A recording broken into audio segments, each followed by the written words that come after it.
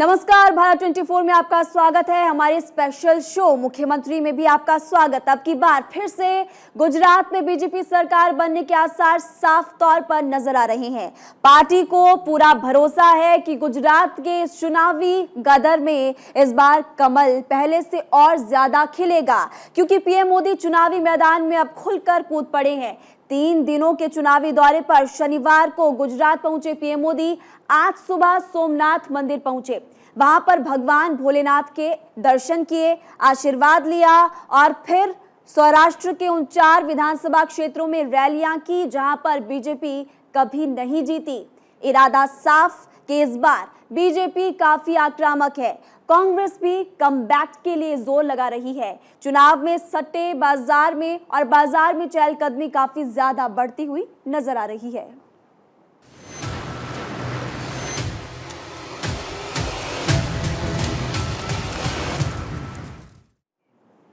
और गुजरात के 3 दिनों के चुनावी दौरे पर गए प्रधानमंत्री मोदी ने आज सुबह सोमनाथ मंदिर में अपने आराध्य भगवान भोलेनाथ के दर्शन किए। उन्होंने मंदिर में पूजा अर्चना की और भगवान भोलेनाथ का जलाभिषेक भी किया और बाबा का आशीर्वाद पाकर पीएम मोदी गदगद नजर आए। आप इस रिपोर्ट को देखिए। अपने आराध्य देव भोले भंडारी के कदमों में पीएम मोदी। सोमनाथ मंदिर में भक्ति भाव में डूबे मोदी। बाबा भोलेनाथ के बिना मोदी हैं अधूरा। पीएम ने पूजा अर्चना के साथ भोलेनाथ का किया जलाभिषेक।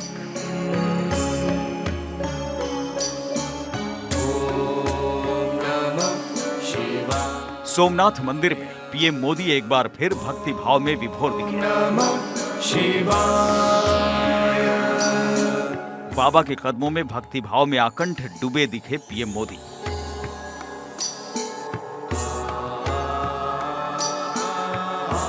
भोले शंकर के चरणों में पीएम मोदी पूरी तरह समर्पित।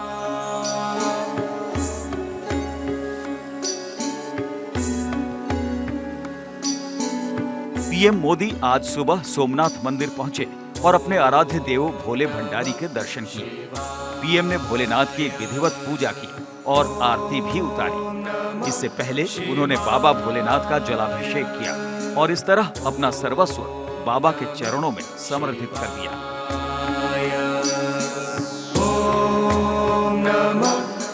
पीएम मोदी कहते हैं कि बाबा भोलेनाथ के चरणों में आते ही उन्हें असीम शांति और सुकून मिलता है और इसी के साथ पीएम मोदी को मिलती है ऊर्जा जन सेवा करने की, ऊर्जा जनहित में खुद को समर्पित करने की, ऊर्जा राष्ट्र को शिखर पर पहुंचाने की, ऊर्जा भारत को एक बार फिर विश्व गुरु के रूप में स्थापित करने की। सोमनाथ मंदिर हिंदुओं का परम पावन स्थल, 12 ज्योतिर्लिंगों में से एक। इस मंदिर से प्रधानमंत्री नरेंद्र मोदी का पुराना नाता रहा है।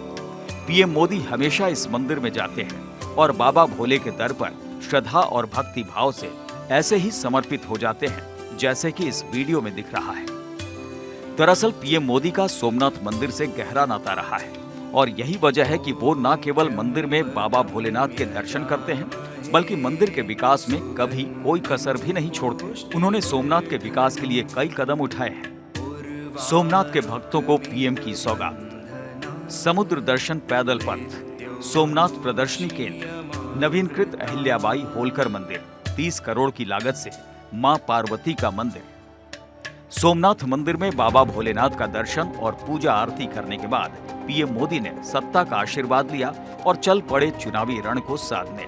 बाबा भोलेनाथ का आशीर्वाद पाकर ऊर्जा और उत्साह से लबरेज पीएम मोदी ने सौराष्ट्र के उन क्षेत्रों में रैलियां की जहां उनकी पार्टी कभी कोई सीट नहीं जीती है। सौराष्ट्र क्षेत्र के वेरावल, धोरारजी, अमरेली और बोटाड ऐसी विधानसभा सीटें हैं जहां कभी भगवा रंग नहीं लहराया। गुजरात बीजेपी का गढ़ बन चुका है। वहां बीजेपी 27 साल से सत्ता में है, लेकिन सौराष्ट्र क्षेत्र की इन 4 सीटों पर कभी विजय पताका नहीं फहरा सकी।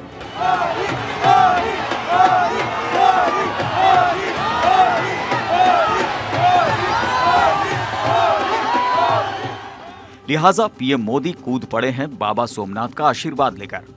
पीएम मोदी को उम्मीद है कि इस बार के चुनाव में उनकी पार्टी कांग्रेस के इस गढ़ को तोड़ देगी और सौराष्ट्र क्षेत्र में इन सीटों पर पहली बार भगवा रंग लहराएगा।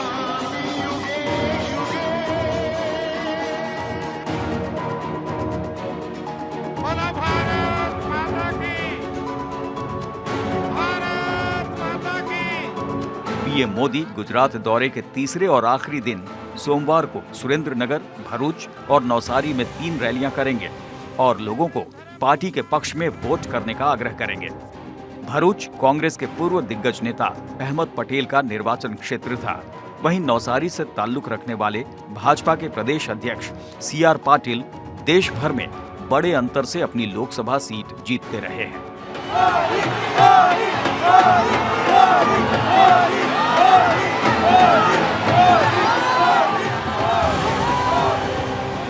इससे पहले गुजरात दौरे के पहले दिन शनिवार को पीएम मोदी ने वापी में रोड शो किया था और फिर वलसाड़ में एक रैली भी की थी। इस रैली में पीएम मोदी युवाओं को साधते दिखे।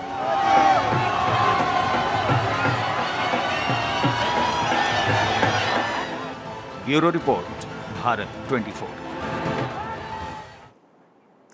पीएम मोदी ने आज सोमनाथ मंदिर में बाबा भोलेनाथ के दर्शन किए, पूजा अर्चना की और पूजा अर्चना करने के बाद कांग्रेस के गढ़ में दहाड़ा।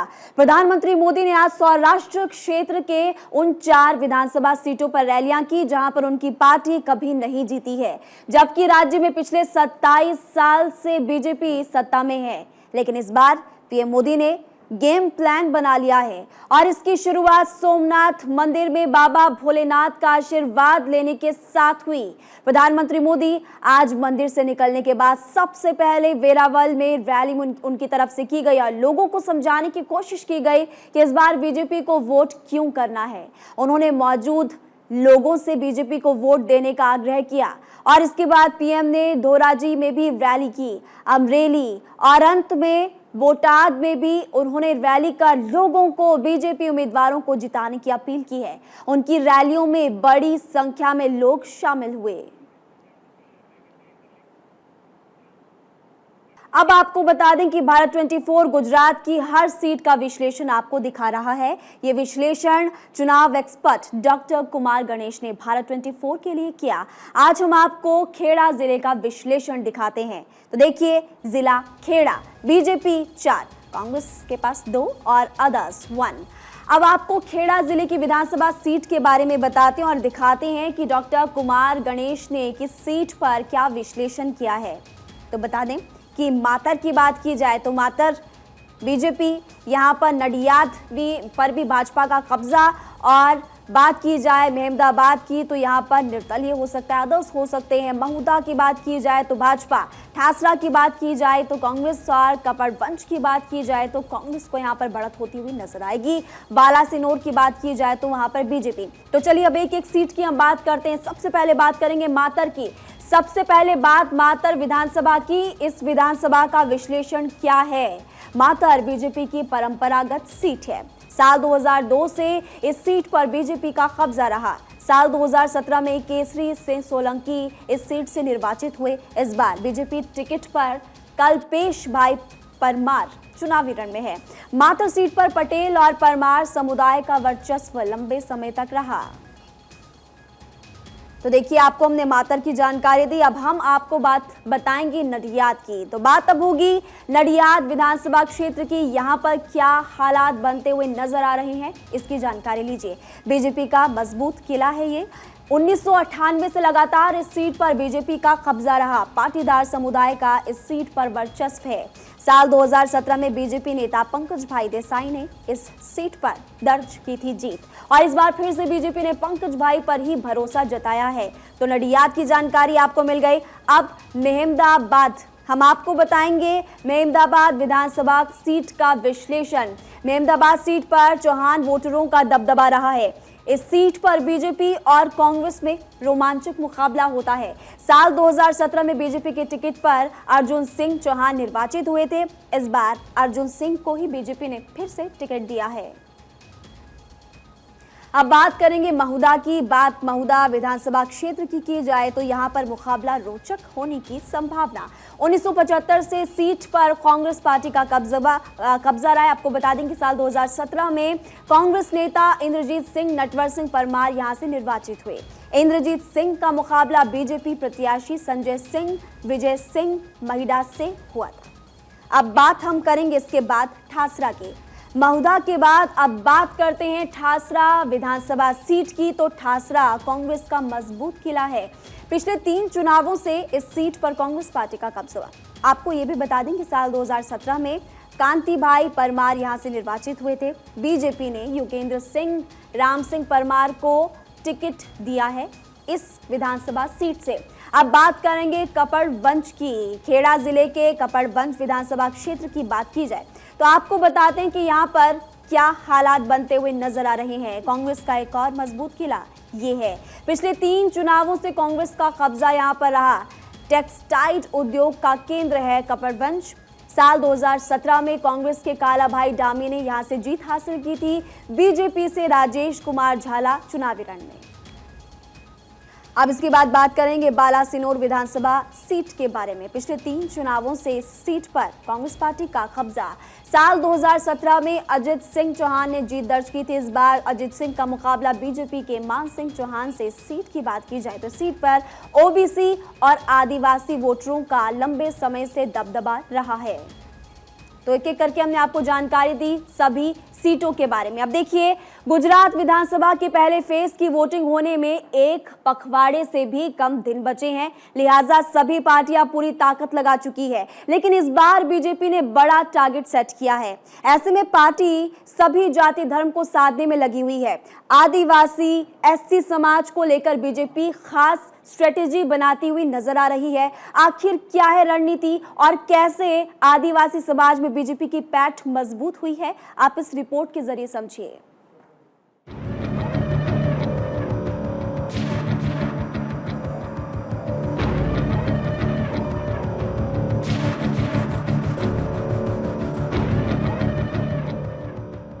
मोहन सिंह राठवा, भावेश कटारा। नेता 2 लेकिन कहानी 1। कुछ दिन पहले तक दोनों कांग्रेस के विधायक थे, लेकिन रणनीति बदली और कमल के हो गए। दोनों ने अब बीजेपी का दामन थाम लिया है।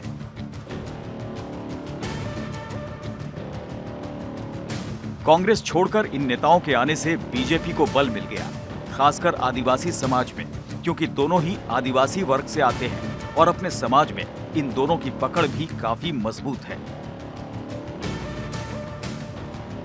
मोहन सिंह राठवा आदिवासी समाज के दिग्गज नेता हैं। पिछले 11 बार यानी 50 साल से ज्यादा वक्त से विधायक हैं। 2002 को छोड़ दें तो वो लगातार विधायक बनते रहे हैं।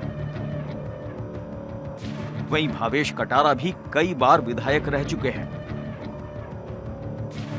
गुजरात में बीजेपी पिछले 2.5 दशक से सत्ता में है, मगर 2017 में पार्टी पहली बार शतक लगाने से चूक गई। इसके पीछे वैसे तो कई वजह हैं, लेकिन एक वजह यह भी है कि बीजेपी पर SC/ST समुदाय ने उतना भरोसा नहीं किया जितना कांग्रेस पर किया। यही वजह है कि बीजेपी इस चुनाव में कोई मौका चूकना नहीं चाहती और पार्टी ने कांग्रेस के आदिवासी विधायकों को मिलाने में जरा भी कोताही नहीं की। गुजरात में आदिवासी और अनुसूचित जाति की कुल 40 सीटें सुरक्षित हैं। गुजरात में सुरक्षित सीट अनुसूचित जाति 13, अनुसूचित जनजाति के लिए 27 सीटें सुरक्षित हैं। यानी कुल सीट का करीब 22%। इसमें भी आदिवासी सीट ज्यादा सुरक्षित है। मतलब ये कि गुजरात में आदिवासी समाज की आबादी अच्छी खासी है। 2011 की जनगणना के मुताबिक 89,17,000 के करीब ये आबादी है, जो राज्य की कुल आबादी का लगभग 15% है। यानी जितनी आबादी है उतनी ही विधानसभा सीट भी आरक्षित है। 2007 विधानसभा चुनाव से लेकर 2017 विधानसभा चुनाव के आंकड़ों पर नजर डालें तो बीजेपी को लगातार नुकसान ही हुआ है। 2007 में SC और ST समाज से बीजेपी के 22 विधायक चुने गए। 2012 में इनकी संख्या 20 पहुंच गई। 2017 में दोनों समाज से बीजेपी के 16 विधायक बने। बीजेपी को हर विधानसभा चुनाव में हानि उठानी पड़ी, लिहाजा इस बार बीजेपी पहले से ही चाक चौबंद है। रणनीति ऐसी बनाई जा रही है कि अनुसूचित जाति और आदिवासी वर्ग इस बार बीजेपी को ज्यादा से ज्यादा वोट दे और इनको लुभाने के लिए बीजेपी काफी पहले से प्लानिंग कर रही है। कुछ दिन पहले प्रधानमंत्री नरेंद्र मोदी मानगढ़ गए थे। ये जगह राजस्थान और गुजरात के बॉर्डर पर पड़ता है। ये जगह आदिवासी समाज के लिए काफी पवित्र माना जाता है। मानगढ़ से बीजेपी ने आदिवासियों को साधा था। भारत का वर्तमान और भारत का भविष्य आदिवासी समाज के बिना पूरा नहीं होता। हमारी आजादी की लड़ाई का भी पग पग इतिहास का पन्ना पन्ना आदिवासी वीरता से भरा पड़ा है। 1857 की क्रांति से भी पहले विदेशी हुकूमत के खिलाफ आदिवासी समाज ने संग्राम का बिगुल फूंका।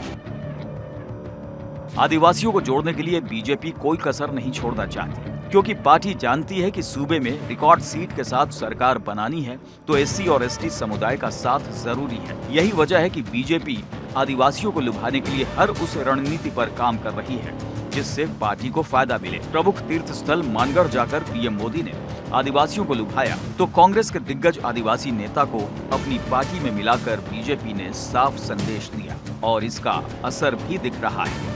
आदिवासी और एससी समाज में बीजेपी नेताओं की पूछ बढ़ गई है। Bureau report, Bharat 24।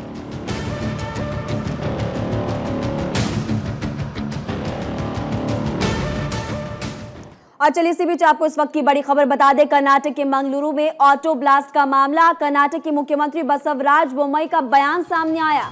Karnataka police गहरी जांच कर रही है, तफ्तीश जारी है। धमाके में टेरर एंगल की जानकारी मिली है और इसी को लेकर कर्नाटक पुलिस और एनआईए संयुक्त जांच कर रही है। संदिग्ध के आतंकी लिंक की जारी है जांच। बोम्मई की तरफ से कहा गया कि संदिग्ध ने अपना फर्जी आधार नंबर दिया था। संदिग्ध ने खुद को हुबली वासी बताया था, जो कि गलत निकला।